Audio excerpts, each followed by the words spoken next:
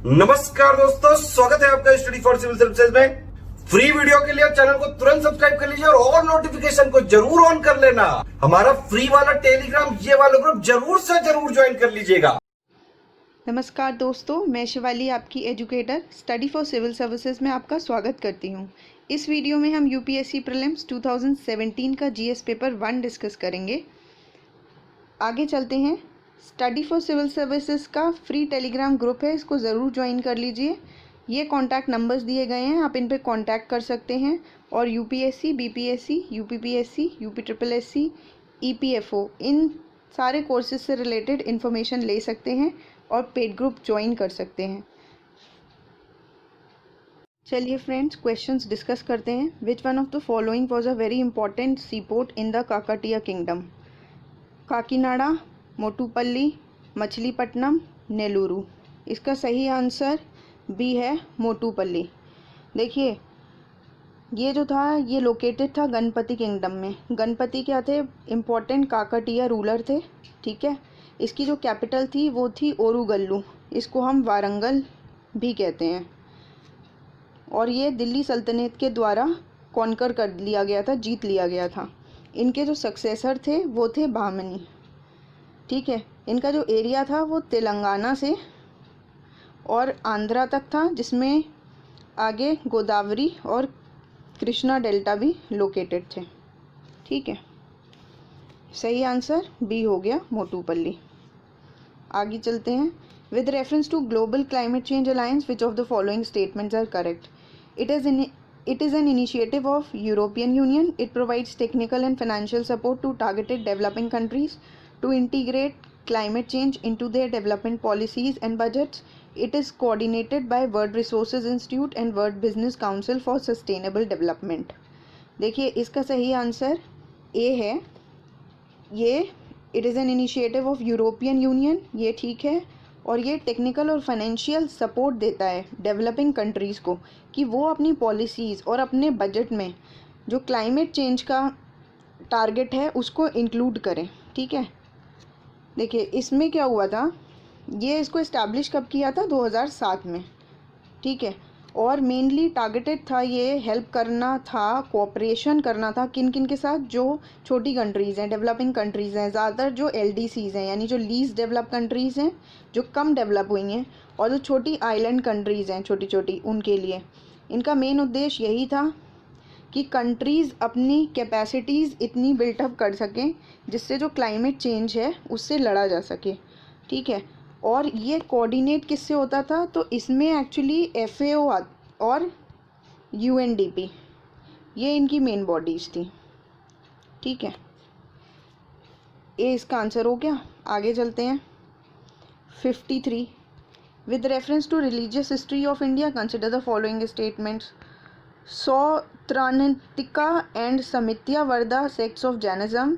Sarvastivadin held that constituents of phenomena were not wholly momentary but existed forever in a latent form. इसका सही answer B है। ठीक है, उनके according जो था, ये धर्म जो था ये इटर्नली एग्जिस्ट करता था हमेशा। ये कोई मोमेंट्री नहीं है कि कुछ टाइम के लिए एग्जिस्ट करेगा, मतलब ये टेम्पररी नेचर का नहीं है, ये परमानेंट नेचर का है और इटर्नली एग्जिस्ट करता है, ये इसका मतलब है। ठीक है, और अगर हम पहला स्टेटमेंट देखें तो ये जो सेक्ट्स हैं ये एक्चुअली जैनिज़्म के ना होके ये बुद्धिज़्म के सेक्ट्स हैं, ये इम्पॉर्टेंट है। इसमें बी इसका सही आंसर है। आगे चलते हैं। Mediterranean sea is a border of which of the following countries? देखिए, मेडिटेरेनियन सी से लास्ट ईयर भी क्वेश्चन आया था और वो मैंने डिस्कस किया था, उसमें भी ये था कि ये कौन सी कंट्रीज़ में ओपन आउट होता है। ठीक है, अब इधर देखते हैं। इसमें कंट्रीज़ के जो नाम दे रखे हैं वो दे रखे हैं जॉर्डन, इराक, लेबनान, सीरिया। अगर हम इसका सही आंसर देखें तो लेबनान और सीरिया इसका बॉर्डर है, लेकिन जॉर्डन और इराक थोड़े दूर पड़ जाते हैं। देखते हैं कैसे। देखिए, ये मेडिटेरेनियन सी है, इधर कहीं आपको सीरिया दिखाई देगा और इधर छोटा सा ये लेबनान है। ठीक है, जॉर्डन थोड़ा सा इधर को आ जाता है, ये जॉर्डन है और इधर इराक है। तो बाउंड्री किससे हो गया? सीरिया और लेबनान से, यही इसका आंसर है। ठीक है, मेडिटेरेनियन सी की लोकेशन काफ़ी इंपॉर्टेंट है, कौन कौन सी कंट्रीज़ बॉर्डर करती हैं, कौन कौन सी सी आसपास हैं, ये सब पूछ लिया जाता है, इसलिए बहुत इंपॉर्टेंट है, इसको ज़रूर याद रखिए। अब आते हैं हम 55 नंबर पर। With reference to national investment infrastructure fund which of the following statements are correct. ये नीति आयोग का ऑर्गन है और इसकी जो कॉर्पस है यानी जो कैपिटल है वो 4 लाख करोड़ है। तो इसका सही आंसर क्या है? कोई भी इसका सही आंसर नहीं है, क्योंकि जो नेशनल इन्वेस्टमेंट इंफ्रास्ट्रक्चर फंड है वो रिलेटेड है सेबी से। ये है क्या? ये फंड ऑफ फंड्स है, ठीक है, जो कैटेगरी 2 ऑफ किसकी? Alternate investment fund. एक फ़ंड होता है ऑल्टरनेट इन्वेस्टमेंट फ़ंड, सेबी के अंडर में जो आता है उसके अंडर में ये है जो ये नेशनल इन्वेस्टमेंट इंफ्रास्ट्रक्चर फंड है, ठीक है। और इसकी जो कॉर्पस है वो 4 लाख करोड़ ना होके 40,000 करोड़ है। और ये इंडिया का पहला इंफ्रास्ट्रक्चर स्पेसिफिक इन्वेस्टमेंट फंड है, यानी कि मेनली जो है ये 2015 में इस्टेब्लिश किया गया था और ये इंफ्रास्ट्रक्चर इसके नाम में भी आ रहा है, इसका मेन उद्देश्य है, ठीक है। इसमें क्या है, जो ग्रीन फील्ड और ब्राउन फील्ड प्रोजेक्ट हैं दोनों के लिए इन्वेस्टमेंट से डील करता है। ये ग्रीन फील्ड क्या होते हैं? जो नए इन्वेस्टमेंट प्रोजेक्ट्स होते हैं वो होते हैं, और ब्राउन फील्ड क्या होते हैं? जो एग्जिस्टिंग हैं उन्हीं में इम्प्रूवमेंट करने की बात की जाती है, ठीक है। और इसका हेडक्वार्टर कहाँ है? इसका हेडक्वार्टर है मुंबई में। देखिए, ये सेबी के बारे में अगर थोड़ी सी बात कर लें कि जब आया है, काफ़ी इम्पोर्टेंट इंस्टीट्यूशन है। इनफैक्ट ये इंडिया का वन ऑफ द रेगुलेटर्स है, जो किससे डील करता है? जो सिक्योरिटी मार्केट या कमोडिटी मार्केट जो होते हैं उनके प्रोटेक्शन के लिए बनाया गया, उनकी रेगुलेशन के लिए इसको बनाया है, इसीलिए इसका नाम रेगुलेटरी बॉडी भी है, security exchange board of India. इसको इस्टेब्लिश किया गया था 1988 में, ठीक है। आगे चलते हैं। ग्लोबल इंफ्रास्ट्रक्चर फैसिलिटी क्या है? ये एशियन इनिशिएटिव है to upgrade infrastructure in India और फाइनेंस की जाती है एशियन डेवलपमेंट बैंक से। World bank collaboration that facilitate the preparation and structuring of complex infrastructure, public private partnership to enable mobilization of private sector and institutional investor capital. Collaboration among the major banks of the world, working with OECD and focused on expanding the set of infrastructure projects that have potential to mobilize private investment. UNCTAD funded initiative that seeks to finance and facilitate infrastructure development in the world. अब देखिए कितने close options हैं, सब में कहीं ना कहीं infrastructure की बातें हैं, इन्वेस्टमेंट की बात है, कहीं ना कहीं इंफ्रास्ट्रक्चर को ज़रूर इंक्लूड किया है। अगर सही से नहीं पढ़ा हुआ है, इजीली कंफ्यूज हुआ जा सकता है इस क्वेश्चन में, लेकिन इसका सही आंसर बी है। वर्ल्ड बैंक कोलैबोरेशन है जो फैसिलिटेट करता है जो भी कॉम्प्लेक्स इंफ्रास्ट्रक्चर प्रोजेक्ट्स होते हैं, ठीक है ना। जो भी कॉम्प्लेक्स इंफ्रास्ट्रक्चर प्रोजेक्ट्स हैं उसमें क्या होता है, जो भी प्राइवेट सेक्टर हैं, इन्वेस्टर्स हैं, फाइनेंसर्स हैं, गवर्नमेंट हैं, वो सब पास में आके सब इकट्ठा मिलके और फिर उनको देखते हैं कि क्या फाइनेंशियल रिक्वायरमेंट्स हैं, क्या इंफ्रास्ट्रक्चर नीड्स हैं, और एक ग्लोबल ओपन प्लेटफॉर्म की तरह ये आके और उसमें इन्वेस्टमेंट करते हैं, ठीक है। और इससे क्या होता है, ऑब्वियसली इंफ्रास्ट्रक्चर को काफ़ी बढ़ावा मिल जाता है वर्ल्ड लेवल पर, ठीक है। नेक्स्ट देखते हैं, for election to Lok Sabha a nomination paper can be filed by anyone residing in India, a resident of India, a resident of the constituency from which the election is to be contested, any citizen of India whose name appears in the electoral roll of a constituency, any citizen of India। तो इसका सही answer C है, कोई भी citizen of India जिसका नाम electoral roll में आ रहा है, कॉन्स्टिट्यूंसी के इलेक्टोरल रोल्स होते हैं उसमें जिनका नाम आ रहा है वो जो है नॉमिनेशन पेपर फाइल कर सकते हैं। अब इलेक्शन होता कैसे है लोकसभा में? तो देखिए वही होता है, डायरेक्ट इलेक्शन है, कॉन्स्टिट्यूंसीज टेरिटोरियल कॉन्स्टिट्यूंसीज बनानी जाती हैं और फिर उनमें इलेक्शन होता है। यूनिवर्सल सफरेज से होता है, एडल्ट यूनिवर्सल सफरेज से। और इसमें कौन सा सिस्टम अपनाया जाता है? First past the post system, ठीक है, जिसको हम FPTP सिस्टम भी बोलते हैं। लोकसभा का टेन्योर 5 ईयर्स का होता है, मैक्सिमम स्ट्रेंथ इसकी 552 होती है, मतलब 552 मेंबर्स होते हैं इसमें। और जो लोकसभा की मेंबरशिप ले सकता है उसकी कम से कम एज 25 ईयर्स होनी चाहिए, जबकि जो राज्यसभा होते हैं उसमें ईयर्स राज्यसभा में होनी चाहिए 30 ईयर्स। ठीक है, अब देखते हैं इसमें से सही बताना है। इन इंडिया हिमालयाज जो हैं 5 स्टेट्स में ही हैं खाली, वेस्टर्न घाट्स 5 स्टेट्स में ही हैं और पुलिकट लेक 2 स्टेट्स में है। सही आंसर क्या होगा इसका? ये दोनों तो गलत है। ठीक है, पुलिकट लेक जो है 2 स्टेट्स में है, ये बिल्कुल ठीक है। और वो कौन कौन सी स्टेट्स हैं? आंध्रा एंड तमिलनाडु। अगर हम बात करें हिमालयाज की, तो वो तो नॉर्थ में और नॉर्थ ईस्ट में है। ठीक है, हिमालयाज़ को हम फर्दर डिवाइड भी कर सकते हैं। कैसे कैसे? मतलब हिमालयाज़ का जो डिवीज़न होता है वो क्या होता है? ग्रेटर हिमालयाज़, मिडिल हिमालयाज़ और लेसर हिमालयाज़। ठीक है, जो वेस्टर्न घाट्स है वो 5 पर स्प्रेड है क्या? बिल्कुल नहीं है 5 पर स्प्रेड। ये इसमें आ जाते हैं गुजरात, महाराष्ट्र, गोवा, कर्नाटका, तमिलनाडु और केरला। तो ये कितने हो गए? 2 3 4 5 6 हो गए। 6 में ये स्प्रेड है। ठीक है, तो इसका सही आंसर बी है, पुलिकट लेक वाला। ठीक है, आगे चलते हैं। Biological oxygen demand is a standard criteria for measuring oxygen levels in blood, computing oxygen levels in forest ecosystem, pollution assay in aquatic ecosystem, assessing oxygen levels in high altitude regions। सही answer C है इसका। जो biological oxygen demand होती है, standard criteria किसके लिए होती है? पॉल्यूशन ऐसे इन एक्वेटिक इकोसिस्टम। पॉल्यूशन के बारे में पता लगता है इसमें, इकोसिस्टम में क्या है। ठीक है, तो ये जो होती है ये डिमांड होती है डिज़ोल्व्ड ऑक्सीजन की, जिससे कि जो किसी भी वाटर बॉडी में जितना भी ये है ऑर्गेनिक मटेरियल, इसको ब्रेक डाउन करने के लिए जो भी डिमांड है ऑक्सीजन की, डिज़ोल्व्ड ऑक्सीजन की, वो इसी चीज़ को रिप्रेजेंट करता है, बायोलॉजिकल ऑक्सीजन डिमांड को, कि बायोलॉजिकल ऑक्सीजन की कितनी डिमांड है। ठीक है, आगे बढ़ते हैं। With reference to role of UN Habitat in United Nation program working towards a better urban future, इनमें से कौन सा ठीक है? UN Habitat has been mandated by UN General Assembly to promote socially and environmentally sustainable towns and cities to provide adequate shelter for all. Its partners are either governments or local urban authorities only. UN Habitat contribute to the overall objective of UN system to reduce poverty and to promote access to safe drinking water and basic sanitation. सही answer भी है इसका, first ठीक है और third ठीक है, कि जो यूएन हैबिटेट है ये यूएन जनरल असेंबली की तरफ से आया है। और क्यों आया है? जो भी टाउन्स और सिटीज़ हैं वो एनवायरमेंटली सस्टेनेबल बने, ठीक है, और एडिक्वेट शेल्टर मिले सभी को, तभी इसका नाम भी आप देखेंगे यूएन हैबिटेट है।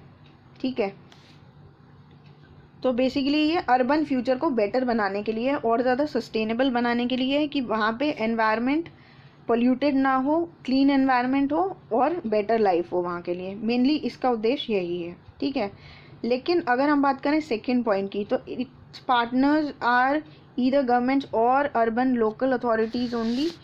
ये गलत है, इसमें सारे ही स्टेक होल्डर्स होते हैं, अर्बन एक्टर्स भी होंगे, गवर्नमेंट भी होंगे, प्राइवेट सेक्टर भी होगा, सभी इन्वॉल्व हैं। ठीक है, इसका नाम है यूएन ह्यूमन सेटलमेंट प्रोग्राम। ठीक है, ये इस्टेब्लिश हुआ था 78 में। और अगर थर्ड पॉइंट देखें, ये ठीक है कि ये कंट्रीब्यूट कर रहा है यूएन सिस्टम में, क्योंकि एक्चुअली ना ये पार्ट है यूएन डेवलपमेंट ग्रुप का, UNDG जिसको हम बोलते हैं उसका।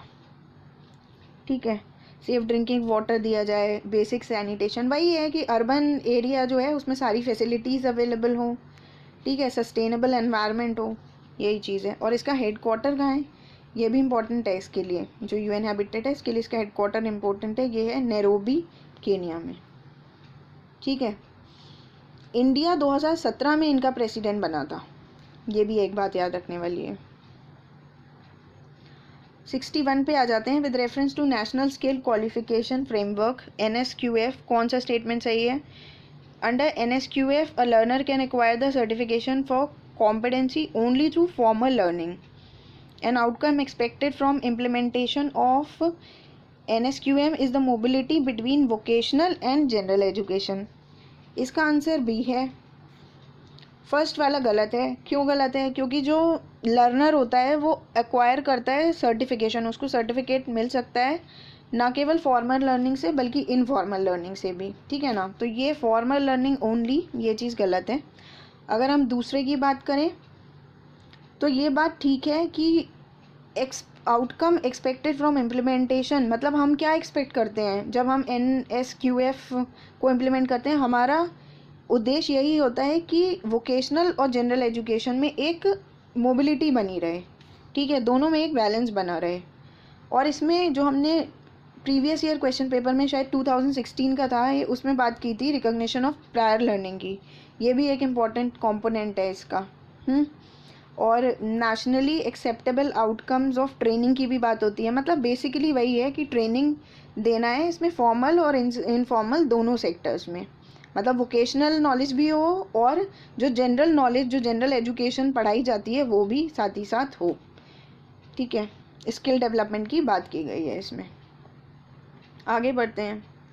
इन the context of Indian history the principle of dyarchy refers to, dyarchy क्या है? Division of central legislature into two houses, introduction of double government, central and state government having two sets of rulers, one in London another in Delhi, division of the subject delegated to provinces into two categories। D इसका answer है। Dyarchy मतलब क्या होता है? देखिए पहले देख लेते हैं option. Division of subjects delegated to provinces into two categories, subjects को दो कैटेगरीज में डिवाइड कर दिया जाता है। रूल ऑफ टू होता है एक्चुअली, डायरकी मतलब क्या होता है? Rule of two. अब इसमें क्या हुआ था, दो बॉडीज़ बना दी गई थी, एक तो थे एग्जीक्यूटिव काउंसलर्स, ठीक है, और एक थे पॉपुलर मिनिस्टर्स। जो काउंसलर्स थे वो रिस्पॉन्सिबल नहीं रहते थे लेजिस्लेचर के लिए किसी भी तरह से, लेकिन जो मिनिस्टर्स थे वो रिस्पॉन्सिबल थे लेजिस्लेचर के लिए। अब इसमें सब्जेक्ट्स देखते हैं। जो रिजर्व सब्जेक्ट थे उसमें क्या आता था? Law and order, finance, land revenue, irrigation, ये सब। और ट्रांसफर सब्जेक्ट जो थे उसमें आता था एजुकेशन, हेल्थ, लोकल गवर्नमेंट, ठीक है। तो दो सब्जेक्ट्स हो गए, रिजर्व और ट्रांसफर। रिजर्व सब्जेक्ट जो था वो एडमिनिस्टर किया जाता था गवर्नर के द्वारा, और कैसे? थ्रू काउंसिल, अपनी काउंसिल से वो इनको गवर्न करते थे, एडमिनिस्टर करते थे, ठीक है। आगे चलते हैं। Consider the following in respect of national career service. ये इनिशिएटिव है department of personal and training यानी DOPT का, गवर्नमेंट ऑफ इंडिया। या फिर फर्स्ट पॉइंट और सेकंड पॉइंट है, ये लॉन्च किया गया है मिशन मोड की तरह to improve employment opportunities to uneducated youth of the country. मतलब जो अनएजुकेटेड यूथ हैं कंट्री के, क्या उनको देने के लिए किया गया है। तो ये बात ठीक है कि ये अनएजुकेटेड यूथ के ही लिए किया गया है और एक ये मिशन मोड प्रोजेक्ट है, ठीक है। लेकिन ये जो मिनिस्ट्री दे रखी है DOPT यानी department of personal and training, government of India, ये गलत है। ये आता है मिनिस्ट्री ऑफ लेबर एम्प्लॉयमेंट में, ठीक है। National ICT based portal develop किया गया है अपॉर्चुनिटीज़ को कनेक्ट करने के लिए यूथ से, यानी यूथ को जो भी एम्प्लॉयमेंट लेना है वो इन सर्विस से रिलेट होके ईज़िली अवेलेबल हो जाएंगी उसको अपॉर्चुनिटीज़। इसमें जो जॉब, जिनको जॉब लेना है, जिनको जॉब देना है, जो अलग अलग करियर काउंसलर्स हैं जो काउंसलिंग करते हैं कि क्या किसी बंदे को करियर चूज़ करना चाहिए, इन ये लोग सब अपना रजिस्ट्रेशन कराते हैं इस ऑर्गेनाइजेशन में, ठीक है। ऐसे लगभग जैसे पहले एम्प्लॉयमेंट एक्सचेंजेस नहीं होते थे, 1000 से ज़्यादा एम्प्लॉयमेंट एक्सचेंजेस आते हैं अक्रॉस कंट्रीज़। तो ये इसी का मॉडिफाइड वर्जन है, हम कह सकते हैं। जो एम्प्लॉयमेंट एक्सचेंज है उसका मॉडिफाइड वर्जन है ये नेशनल करियर सर्विस, ठीक है। इसका आंसर B है। आगे देखते हैं। ये है scheme for sustainable structuring of stressed asset से रिलेटेड, जिसको हम S4A भी बोलते हैं। ये किससे रिलेटेड है? प्रोसीजर है for considering ecological cost of developmental schemes formulated by government, scheme of RBI for reworking financial structure of big corporate entities facing genuine difficulties, disinvestment plan of government regarding central public sector undertakings, important provision in insolvency and bankruptcy code recently implemented by government। सही answer B है कि ये RBI की scheme है for reworking the financial structure of big corporate entities facing genuine difficulties. देखिए है क्या, scheme for sustainable structuring of stressed assets, यानी जो स्ट्रेस्ड एसेट्स हैं, यानी हो सकता है बैड लोन हो वो, है ना, उनको उनकी सस्टेनेबली स्ट्रक्चरिंग करने के लिए ये बनाया गया ये स्कीम। इसमें क्या होता है, देख लिया जाता है, सेपरेट कर दिया जाता है इनफैक्ट जो सस्टेनेबल और अनसस्टेनेबल लोन्स हैं उनको सेपरेट किया जाता है, और ये देखा जाता है सस्टेनेबल लोन्स कब तक रीपे किए जा सकते हैं विद टाइम, मतलब कितने टाइम में इनको रीपे किया जाता है, ठीक है, तो वो सस्टेनेबल लोन्स हो जाते हैं। तो एक तरह से हम क्या कर रहे हैं, यहाँ पे सेपरेट कर रहे हैं कि कौन से रिकवरेबल लोन्स हैं और कौन से अनरिकवरेबल लोन्स हैं, और उन्हीं के अकॉर्डिंग फिर उन लोन्स को मैनेज किया जाता है, ठीक है। आगे चलते हैं। Climate and clean air coalition to reduce short lived climate pollutants is a unique initiative of G20 group of countries. CCAC focus on methane, black carbon and hydrocarbons. इसका सही आंसर बी है। देखिए climate and clean air collision ये किस पे focus करता है, methane, black carbon और हाइड्रोफ्लोरोकार्बन्स यानी HFCs, ठीक है, इन पे फोकस करता है ये। और ये इनिशिएटिव किसका है, ये इनिशिएटिव जो है वो होता है UNEP का, यूनाइटेड नेशंस एनवायरनमेंट प्रोग्राम का, और 6 कंट्रीज इसमें इन्वॉल्व हैं। वो 6 कंट्रीज कौन सी हैं, बांग्लादेश, कनाडा, घना, मेक्सिको, स्वीडन और US, ठीक है। और इनका एम क्या है, इनका एम है जो भी क्लाइमेट पॉल्यूटेंट्स हैं उनको कम करना और क्लीन एनवायरनमेंट बनाना। आगे बढ़ते हैं। With reference to Indian Ocean Dipole, sometimes in news, while forecasting Indian monsoon, which of the following statements are correct? IOD phenomena is characterized by a difference in sea surface temperature between tropical western Indian Ocean and tropical eastern Pacific Ocean. IOD phenomena can influence an El Nino's impact on monsoon.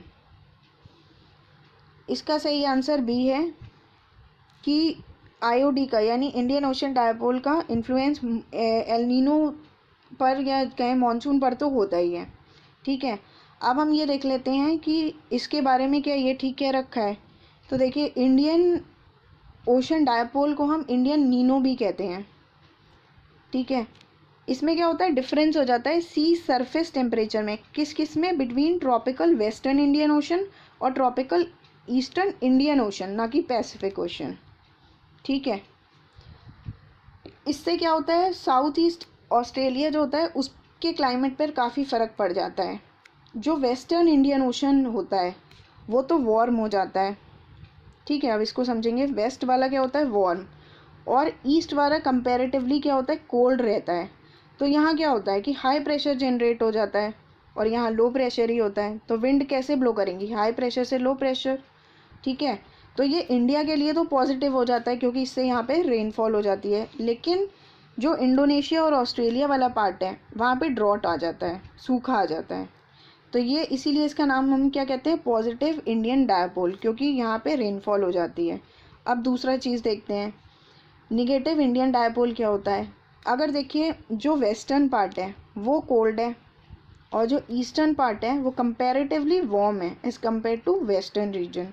तो अब यहाँ high pressure generate हो गया और यहाँ low pressure generate हो गया, तो विंड ऐसे ब्लो होगी तो रेनफॉल यहाँ होती है। तो ये हो जाता है नेगेटिव इंडियन डायपोल, मतलब इंडिया के लिए ये फेवरेबल कंडीशन नहीं होती है क्योंकि यहाँ पे फिर बारिश नहीं होती है, ठीक है। तो इसका सही आंसर ये है कि एल नीनो पे तो मानसून पे इसका इम्पैक्ट पड़ता है, ठीक है। If you want to see gharials in the natural habitat, which of one of the following is the best place to visit? अगर आपको घड़ियाल देखना है तो कहाँ पर मिलते हैं, भितरकनिका मैनग्रूव्स में, चंबल रिवर में, पुलिकट लेक में या दीपोर बील में? तो इसका सही आंसर बी है, ये चंबल रिवर में मिलते हैं, ठीक है। चंबल रिवर कहाँ पर है, ये गंगा रिवर सिस्टम का पार्ट है, ठीक है, और ये सेंट्रल इंडिया में मिलती है और ये यमुना की ट्रिब्यूटरी है। ठीक है, नेशनल चंबल घड़ियाल वाइल्ड लाइफ सेंचुरी के नाम से जाना जाता है। जो एरिया यहाँ पे प्रोटेक्टेड एरिया है जिसमें ये है, उसका नाम है नेशनल चंबल घड़ियाल वाइल्ड लाइफ सेंचुरी। और घड़ियाल की अगर हम वैसे करें तो IUCN के अकॉर्डिंग ये क्रिटिकली एंडेंजर्ड में है ये। ठीक है, ये याद रखिए। आगे बढ़ते हैं। Choose the following in respect of Indian ocean naval symposium. इसमें से कौन सा ठीक है? Inaugural IUNS was held in India in 2015 under the chairmanship of Indian navy. और ये वॉलेंट्री इनिशिएटिव है that seeks to increase maritime cooperation among navies of littoral state of Indian ocean region. फिर से सही आंसर इसका B है। Second ठीक है कि एक वॉलेंट्री इनिशिएटिव है जो भी इंडियन ओशन रीजन के लिटोरल स्टेट्स हैं, ठीक है, तो उनके जो नेवीज़ हैं उनमें एक मैरिटाइम कोऑपरेशन के लिए ये एक इनिशिएटिव है। फिर अगर हम कहें कि इसका जो सिम्पोजियम 2015 वाला हुआ था वो क्या उसकी चेयरमैनशिप इंडिया की थी, तो ऐसा नहीं है, वो 2008 में था ऐसा। ठीक है, जो फर्स्ट सिम्पोजियम थी उसमें चेयर इंडियन नेवी था, लेकिन अभी जो 2018 में हुआ था ये वो ईरान में हुआ था। ठीक है, इसमें 24 मेंबर्स होते हैं। ये जो सिम्पोजियम है इसमें 24 मेंबर्स हैं। Okay, the painting of Bodhisattva Padmapani is one of the most famous and illustrated paintings at Ajanta, Badami, Bagh और एलोरा। इनमें से सही आंसर अजंता में है। ठीक है, ये पीरियड जो रिलेटेड है वो 2nd सेंचुरी से और 480 CE से तक रिलेटेड है। ये औरंगाबाद में है, महाराष्ट्र में, और यूनेस्को की वर्ल्ड हेरिटेज साइट में भी आता है ये। और इसमें 30 केव होते हैं, बुद्धिस्ट केव, रॉक कट केव 30 होते हैं। ठीक है, आगे चलते हैं। अब ये ट्रेडिशंस दे रखे हैं और ये कम्युनिटीज़ दे रखी हैं, तो ये बताना है ये ट्रेडिशन किस कम्युनिटी से रिलेटेड है। चलीहा साहिब फेस्टिवल सिंधीस, नंदा राज जाट यात्रा गोंड और वरकारी संथल्स। इसमें आंसर ए है, ए ठीक है, बाकी दोनों गलत हैं। ये तो सिंधी से रिलेटेड है, चलीहा साहिब फेस्टिवल, लेकिन ये जो वरकारी है ये रिलेटेड है महाराष्ट्र से और ये एक रिलीजियस मूवमेंट है महाराष्ट्र का। ठीक है, अगर बात करें नंदा राज जाट यात्रा तो ये है उत्तराखंड की। और ये कौन मनाता है? ये इसमें जो गढ़वाली और कुमाऊं हैं वो सब पार्टिसिपेट करते हैं, कुमाऊं एरिया के रीजन के लोग। ठीक है, विच of the following practices can help in water conservation in agriculture. Agriculture में जो वाटर कंजर्वेशन होता है इनमें से क्या करें कि वाटर कंजर्व हो जाए? रिड्यूस्ड और zero tillage of the land, applying gypsum before irrigating the field और allowing crop residue to remain in the field. तीनों ही आंसर ठीक है, 1 2 3। ज़ीरो टिलेज कम करने से, टिलेज में क्या होता है कि कुछ मैकेनिकल चीज़ करते हैं, जैसे कि फावड़े से मिट्टी को खोदना, डिगिंग जिसको बोलते हैं, वो करते हैं। ठीक है, वो टिलेज होती है।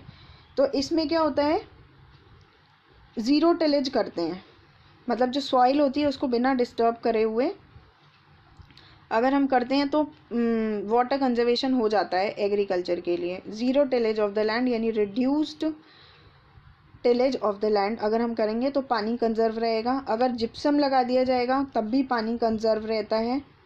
ठीक है, और अगर क्रॉप रेसिड्यू वहीं पर पड़े रहते हैं फील्ड में तो उससे भी पानी कंजर्व होता है। इवेपोरेशन जो होता है सॉइल का, सॉइल वाटर का वाटर जो होता है वो कम हो जाता है, उसका इवेपोरेशन। ठीक है, आगे चलते हैं। Nation wide soil health card scheme aims at. इसका जो सॉइल हेल्थ कार्ड स्कीम है काफ़ी फेमस स्कीम है, इसका क्या एम है? Expanding the cultivable area under irrigation, enabling the banks to assess the quantum of loans to be granted to farmers on the basis of soil quality, checking overuse of fertilizers in farmlands। इसका सही answer B है। ये देखने के लिए soil health card scheme क्यों लाई गई, जिससे कि जो फर्टिलाइज़र्स हैं जो उनका बहुत ज़्यादा यूज़ हो रहा है, मतलब उनका एक तरह से कहा जाए एक्सप्लॉयटेशन हो रहा है उसको कम करने के लिए और फार्म लैंड्स को बचाने के लिए, क्योंकि ज़्यादा फर्टिलाइजर्स यूज़ होते हैं तो फार्म भी ख़राब हो जाता है, लैंड जो होता है वो भी फर्टाइल नहीं रह पाता फिर, इसलिए। ठीक है, तो ये बात ठीक है। जो सेकंड पॉइंट है कि इससे जो है लोन मिल सकता है फार्मर्स को, डिपेंडिंग कि उनकी सॉइल क्वालिटी कैसी है, जो कार्ड इशू किया जाता है उससे पता लगेगा। तो ये तो इसका आउटकम हो सकता है, मतलब अगर सॉइल हेल्थ कार्ड स्कीम जो है वो इसका रिजल्ट हो सकता है, ये उद्देश्य नहीं है। ठीक है, कि इनको लोन ठीक से मिले। तो इसका सही आंसर बी है। होता क्या है, soil health card printed card होता है, फार्मर्स को दे दिया जाता है, उससे बताया जाता है कि उनकी सॉइल जो है फील्ड की जो सॉइल है उसका स्टेटस क्या है, और 12 पैरामीटर्स को उस पर डिफ़ाइन किया जाता है। 12 पैरामीटर्स पर डिफ़ाइन किया जाता है कि सॉइल की क्वालिटी क्या है, मतलब वो एडवाइस देते हैं कि आपको कितने फर्टिलाइज़र्स यूज़ करने हैं, कैसे यूज़ करने हैं, किस क्वालिटी के यूज़ करने हैं, कितने टाइम तक यूज़ करने हैं, ये सब चीज़ें बताई जाती हैं। ठीक है, आगे चलते हैं। अब ये कुछ कंज्यूम मटेरियल्स दे रखे हैं और इसमें देखा जाएगा कि कौन कौन से केमिकल्स मिलते हैं। जैसे कि लिपस्टिक में लीड है, सॉफ्ट ड्रिंक्स में ब्रोमिनेटेड वेजिटेबल ऑयल, और चाइनी फास्ट फूड में मोनोसोडियम ग्लूटामेट। इसका सही आंसर डी है, तीनों ही ठीक हैं। लिपस्टिक में लीड है, सॉफ्ट ड्रिंक्स में ब्रोमिनेटेड वेजिटेबल ऑयल्स मिलते हैं, और चाइनीज़ फास्ट फूड में मोनोसोडियम ग्लूटामेट। मोनोसोडियम ग्लूटामेट जो केमिकल है वो मैगी में भी मिला था, जिस वजह से काफ़ी कंट्रोवर्सी जनरेट हो गई थी, उसको कुछ समय के लिए बैन कर दिया गया था, और काफ़ी ज़्यादा मात्रा में मिला था, जिस वजह से जो आम जनता थी उसको काफ़ी इस वजह से बीमारियां भी हो रही थी। ठीक है, तो इसको बैन कर दिया गया था थोड़े टाइम के लिए।